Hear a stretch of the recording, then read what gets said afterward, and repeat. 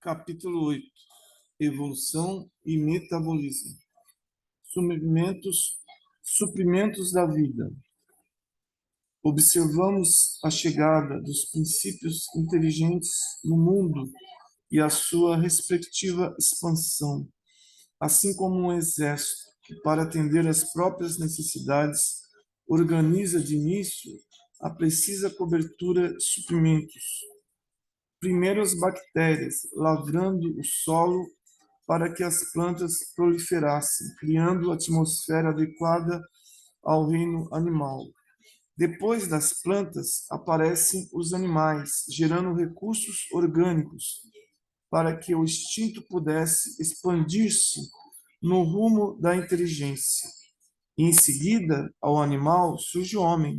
plasmando os valores definitivos da inteligência, para que a humanidade se concretize a caminho da angelitude. Fases progressivas do metabolismo. Em todos os reinos da natureza, o elemento espiritual aprende a nutrir-se e preservar-se. Por milhares de séculos, repete as operações da fotossíntese ou assimilação clorofiliana no Império Verde, pela qual consome energia luminosa e elabora matérias orgânicas,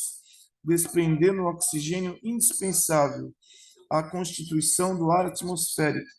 e recapitula as operações da quimiossíntese em formas autótrofas, como sejam certas classes de bactérias que se utilizam de energia química para viver, através da oxidação de compostos minerais. Gradativamente, no domínio vegetal, assimila os mecanismos mais íntimos da respiração, absorvendo o oxigênio e eliminando o gás carbônico pelos estômatos e pneumatódios, cutícula e lenticelas, de modo a conduzir o oxigênio sobre as matérias orgânicas para a formação dos produtos de desassimilação e projeção de energia. E lentamente, em meio desprovido de matérias orgânicas, qual acontece com as nitrobactérias, as sulfobactérias, as ferrobactérias, etc., aprende também a oxidar, respectivamente, o amoníaco, os nitritos, o ácido sulfídrico, o óxido ferroso, em semelhantes atividades infinitamente repetidas. Habilita-se ao ingresso no reino animal, onde, em estágios evolutivos mais nobres, se matriculará na técnica da elaboração automática dos catalisadores químicos, com a faculdade de transubstanciar matérias orgânicas complexas em recursos assimiláveis. Milênios transcorrem para que então consiga adestrar-se nas diástases diversas, como sejam as proteases e as zimases, entre os fermentos hidrolisantes e decomponentes. A crisálida de consciência inicia-se dessa forma na fabricação de próteses, glúcides, lípides e outros meios de nutrição, aprendendo igualmente a emitir hormônios de crescimento e vitaminas diversas no ciclo das plantas. Não apenas tecidos e órgãos do corpo físico se esboçam nas formas rudimentares da natureza, mas também os centros vitais do corpo espiritual, que, obedecendo aos impulsos da mente, se organizam em moldes seguros, com a capacidade de assimilar as partículas multifárias da vitalidade cósmica, oriundas das fontes vivas de força que alimentam o universo. Excitações químicas. Governando as células físicas, os agentes de natureza espiritual se evidenciam em todos os processos de nutrição, motivando as chamadas excitações químicas, também classificáveis por quimiotactismo eletromagnético. O princípio inteligente, tocado por múltiplos estímulos, sob império de atrações e repulsões, aure elementos quimiotácticos, eletromagnéticos, no laboratório das forças universais, através da respiração, para conservar-se e defender-se, preservando os valores de reprodução e sustentação. É assim que as células masculinas dos fetos são atraídas pelo ácido málico, enquanto as bactérias se movimentam, obedecendo também a estímulos de ordem química. Os óvulos de certos peixes equinodermos, entre estes o ouriço do mar, sem a presença da fêmea que os deita, tem o poder de atrair os espermatozoides separados da mesma espécie, demonstrando que arrojam de si mesmos substância específica na perpetuação que lhes é própria. Entre os animais, as células da reprodução segregam substâncias particulares com que se procuram mutuamente, evoluindo o veículo psicossomático para mais altos níveis de consciência, sob as mais amplas formas de quimiotropismo constante, em bases de excitações exógenas e endógenas.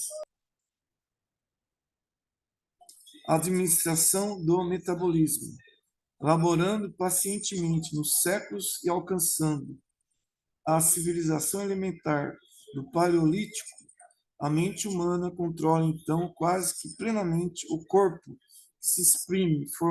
formado sob a tutela e o auxílio incessante dos consultores espirituais, passando a administrar as ocorrências do metabolismo em sua organização e adaptação, através da coordenação de seus próprios impulsos sobre os elementos albuminoides do citoplasma, em que as forças físicas e espirituais se sungem no campo da experiência terrestre. Os sistemas enzimáticos revelam-se definidos e as glândulas de secreção interna fabricam variados produtos, refletindo o trabalho dos centros vitais da alma, hormônios e para-hormônios, fermentos e cofermentos, vitaminas e outros controladores químicos, tanto quanto preciosas, reservas nutritivas, equacionam os problemas orgânicos, harmonizando-se em produção em níveis precisos, na cota de determinados percentuais, conforme as ordens instintivas da mente. Todos os serviços da província biológica, inclusive as emoções mais íntimas, são sustentados por semelhantes recursos, constantemente lançados pelo próprio espírito no cosmo de energia dinâmica em que se manifesta. Experiências valiosas, efetuadas com pleno êxito,